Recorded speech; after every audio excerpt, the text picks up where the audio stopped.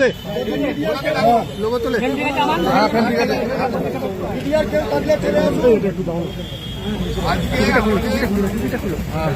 Sudip guard হচ্ছে phone চালাও কেন ফোন ঢোকাচ্ছ?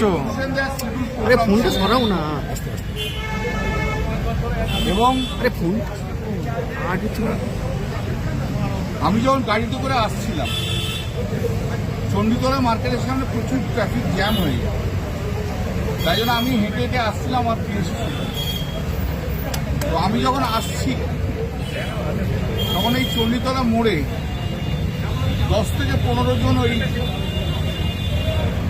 বিজেপির গুন্ডা বাহিনী সব ওই স্যাফরন কালারের পট্টি বেঁধে আমাকে দেখে স্লোগান তুলতে আরম্ভ করে, গালাগাল দিতে আরম্ভ করে।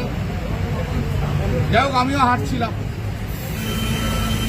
এই সময় পিছন থেকে একটা কাবুলে মুড়ে মনে হয় একটা ঢিল আমার মাথার উপর আসে, এই আমার এখানে লাগে।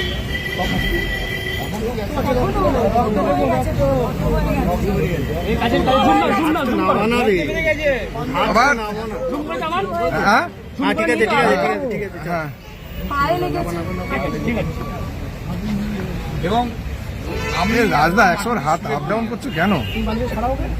সেই সময় একজন সিআইএসএফ এর লোক এসে আমাকে কিন্তু সেভ করে।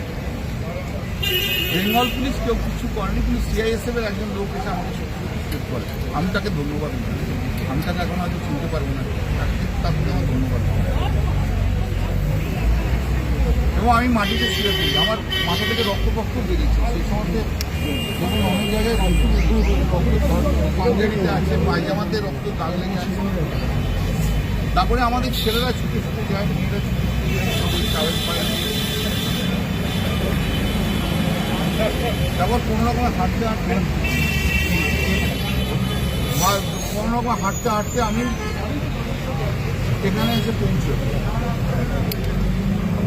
আমাদের যেভাবে আক্রান্ত করা হচ্ছে, যেভাবে আক্রান্ত হচ্ছি আমরা, এ অবর্ণনীয়, ভাবা যাচ্ছে।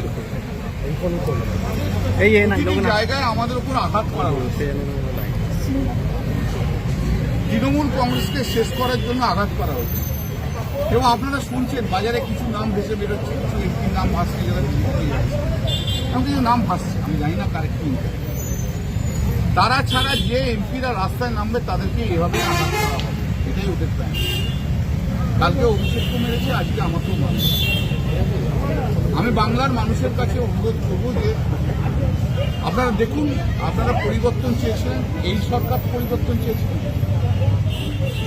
যে বিরোধী দলের সব নেতাদের মারবে বিজেপির গুন্ডারা, এই পরিবর্তন চেয়েছিলেন।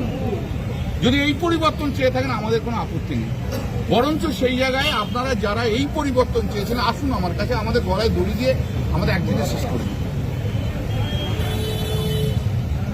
প্রতিদিন মারার দরকার নেই, বলুন কবে মারবেন। আসুন, আপনারা যে মানুষরা এই পরিবর্তন চেয়েছিলেন, বাংলায় এই হিংসা হোক, তারা আসুন।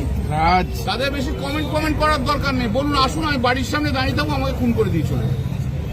মানুষও দেখুক যারা এই পরিবর্তন, হিংসার পরিবর্তন চেয়েছিলেন।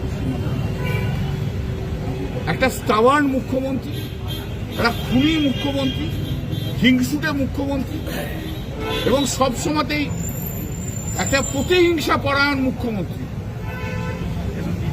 অটোক্রেট মুখ্যমন্ত্রী থাকলে যে অবস্থা হয় আজকে পশ্চিমবাংলা সেই জায়গায়। এবং ওদের